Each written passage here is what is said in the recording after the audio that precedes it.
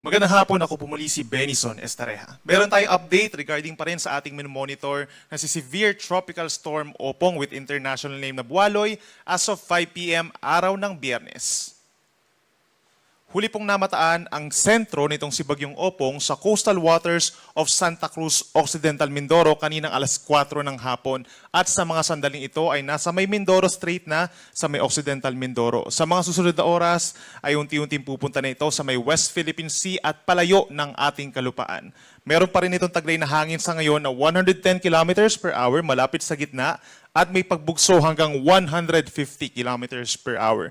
At mabilis na kumikilos west-northwest at 35 kilometers per hour. Base po sa ating latest satellite animation, itong mga kulay orange at kulay pula, associated po yan sa mga matataas na mga clouds at associated din sa mga minsang malalakas na mga pag-ulan. Kaya kitang-kita po affected ng mga pag-ulan dahil kay Opong, plus ang habagat or southwest monsoon na siyang pinalalakas nito, ang malaking bahagi ng Luzon and western section of Visayas. At nakikita na rin natin yung improving weather conditions over the eastern sections. Kabilang na dyan ang Bicol Region, Caraga Region, and eastern Visayas ngayong gabi. Samantala, meron din tayong nakikita mga kumpul ng ulap or cloud clusters dito sa may silangan po ng Visayas. Inaasahan yung unti-unting pagpasok nitong cloud cluster sa ating area of responsibility at posible rin magpaulan sa mga susunod na araw. Kaya patuloy po natin itong i-monitor. Base po sa pinakahuling track ng Pag-asa, nagkaroon po ng westward movements na nakalipas po na 24 oras itong si Bagyong Opong. Kagabi po, nagkaroon siya ng landfall for the first time sa may Eastern Samar. Nagkaroon ng second and third landfall dito po sa may Masbate. Fourth and fifth landfall naman po kaninang umaga dito sa may lalawigan ng Romblon at sa tanghali naman sa may Mansalay, Oriental Mindoro kaninang 11:30 in the morning at sa ngayon nga po ay nandito na sa may coastal waters po ng Occidental Mindoro. So malaking factor yung kanyang westward movement doon po sa may high pressure area nandun sa may North Philippine Sea. Dahilan para po maiwasan ng Bagyong Opong yung high pressure area na yon at mas nag-westward or mas bumaba pa yung track kumpara dun sa ating inaasahan noong mga 2 to 3 days ago po. No? So na-spare sa malalakas na hangin at malakas na ulan itong malaking bahagi ng Central Luzon, Metro Manila, Calabarzon at hilagang bahagi po ng Kabikulan. Samantala, unti-unti na nga angat ang bagyo, kikilos west-northwest in the next 24 hours and possibly within the next 12 hours or bukas ng umaga ay maging isang ganap na typhoon na muli ito. No? At unti-unti nga lalakas, possibly hanggang 130 kph hanggang sa makalabas ng ating area of responsibility bukas ng umaga or tanghali. Pero pagdating naman sa lawak ng bagyo, kung mapapansin po nila, nasa 440 kilometers yung kabuang radius po niya at yung diametro halos 900 kilometers. Kaya apektado pa rin po ng malalakas na hangin itong malaking bahagi ng Luzon and Visayas, lalo na dito sa may sentro kung saan malapit nga yung bagyo, itong Mindoro Island at maging itong northern portion ng Palawan sa mga susunod na oras. At dahil dyan, meron po tayong nakataas na wind signal number 3 pa rin dito sa Occidental Mindoro and Calamian Islands sa mga susunod na oras. Mabagyo pa rin po, no? May kalakasan pa rin ng hangin, posible pa rin makapagpatumba ng mga poste ng kuryente at puno at makasira ng mga istruktura, lalo na po yung yari sa kahoy. Signal number 2 naman, or pabugso-bugso pa rin ang mga hangin sa mga susunod na oras sa Southern Cavite, gayon din sa buong Batangas, Oriental Mindoro, buong Marinduque, western portion ng Romblon, Cuyo Islands at sa extreme northern portion ng mainland Palawan.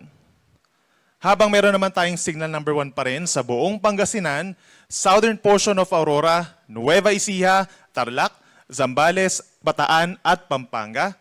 Signal number 1 din po dito sa Bulacan, Metro Manila, ibinaba na po natin ito signal number 1, gayon din ng Rizal, natitirang bahagi pa ng Cavite, buong Laguna, signal number 1, at dyan sa amin sa Quezon, signal number 1 sa ngayon. At signal number 1 din po dito sa buong Bicol Region, Camarines Norte, Camarines Sur, Catanduanes, Albay, Sorsogon at Masbate, natitirang bahagi ng Romblon, northern portion pa ng mainland Palawan, at signal number 1 na rin po dito sa may Aklan, Antique, Capiz, Iloilo, Guimaras, hilagang bahagi ng Negros Occidental at Bantayan Islands sa Cebu. So ilang areas po dito sa may Eastern and Central Visayas, tinanggal na po natin yung mga wind signals at aasahang bababa pa yung mga wind signals na merong signals 2 and 3 sa mga susunod po natin na issuance ng bulletin. Ito naman po yung ating real-time warning patungkol sa malalakas na pag-ulan sa susunod na 2 oras o yung tinatawag natin na heavy rainfall warning, yung color-coded warnings natin. Meron pa rin tayong aasahang torrential rains sa susunod po na 2 oras sa may Occidental Mindoro at hilagang bahagi ng Palawan, kabilang na po ang Calamian Group of Islands. Orange warning naman dito sa hilagang bahagi po ng mainland Palawan at malaking bahagi ng Western Visayas. Ibig sabihin intense rains at napakalakas po ang mga pag-ulan for the next 2 hours. Habang yellow naman, yellow warning, heavy rains naman hanggang mamayang alas 7 sa may Negros Occidental, southern portion of Quezon, at dito rin sa buong Batangas. Kaya mag-ingat pa rin sa banta ng mga pagbaha at pagguho ng lupa at lagi makapag-coordinate sa iyong mga local government units for possible evacuation. Posible rin po yung pag-apaw ng mga kailugan po doon.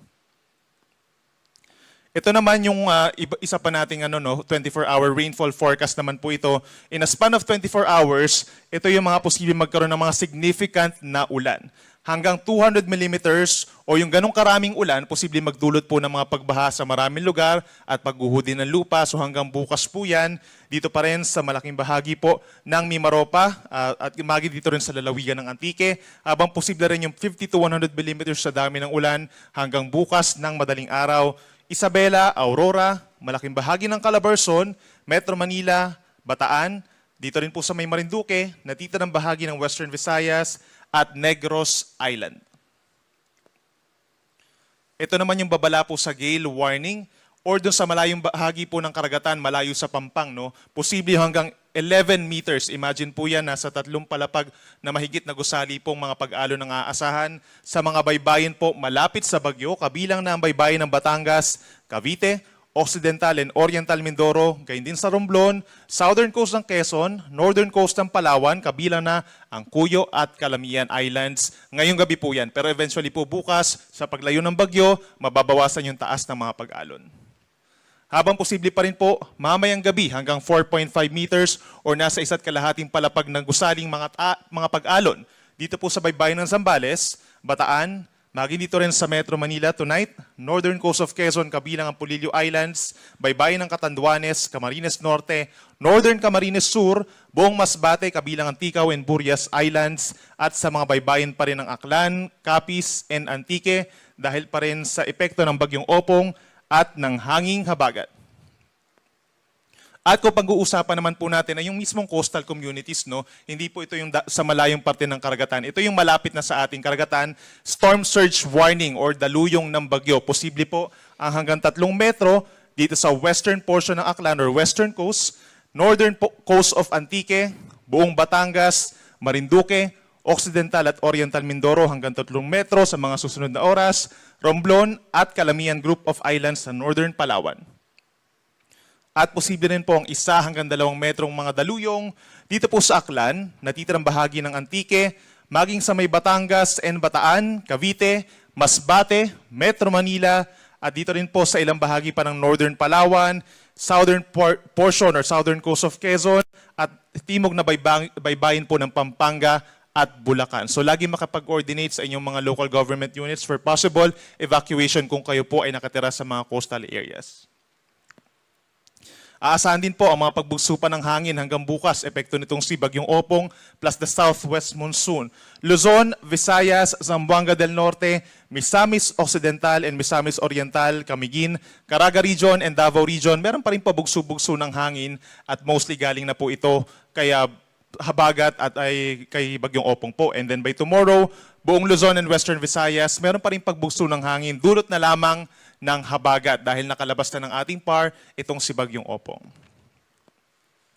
At meron po tayong TC threat potential forecast, ibig sabihin meron tayong potential na bagyo sa loob ng 2 linggo. Yung ating possibility of forming another bagyo within the next 3 to 4 days, maliit lamang po, no?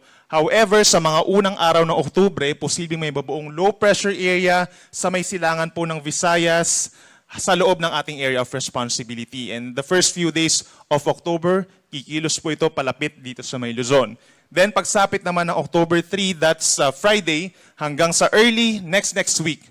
sa mga unang araw pa rin ng October. Posibleng tumawid itong low pressure area or potential na bagyo dito po sa may Luzon at maapektuhan directly ang northern and central portions, kabilang na rin ang Metro Manila, posibleng may mga pag-ulan dyan. Pero posible pa rin po na mabago yung scenario natin regarding dito sa ating TC threat forecast. No? Lagi po tayo magantabay sa mga pagbabago, sa mga mabubuong potential na bagyo sa ating bansa. But for the month of October, posible pa rin ang 2 hanggang 3 bagyo. At sa mga nagtatanong naman po kung ano magiging taya ng panahon over this weekend, dahil sa paglayo ng bagyong Opong simula po bukas ng madaling araw, inaasahan pa rin na mayroong mga lugar na lamang po na mayroong kalat-kalat na ulan at mga thunderstorms. Itong mga nasa west side, Zambales, Bataan, Occidental Mindoro, and Palawan, posible pa rin ang kalat-kalat na mga ulan at mga thunderstorms. Habang dito naman po sa natitirang bahagi ng Luzon, improved weather conditions, not necessarily lahat ng lugar dito sa Luzon ay magiging maaraw. No? Mababawasan drastically yung mga pag-ulan natin, partly cloudy to cloudy skies. Merong mangilan-ngilan po na magkakaroon ng maaraw na panahon at mainit na tanghali, nasasamahan pa rin ng mga localized thunderstorms. Gayun na rin po ang malaking bahagi po ng Visayas and Mindanao, magpapatuloy pa rin yung fair weather conditions dito po sa bahagi ng Mindanao. Then sa Sunday po, mainit na easterlies naman ang sasalubong sa malaking bahagi ng bansa. Ito yung hangin galing sa silangan, mainit. So ibig sabihin, ideal na muli yung pamamasyal no, at yung ating mga outdoor activities pagsapit po ng Sunday throughout the country, but make sure pa rin na meron dalang payong for possible isolated rain showers or thunderstorms. At yan muna latest mula dito sa Weather Forecasting Center po ng Pag-asa. Next update po natin ay mamayang 8:00 ng gabi. Ako muli si Benison Estareja. Mag-ingat po tayo.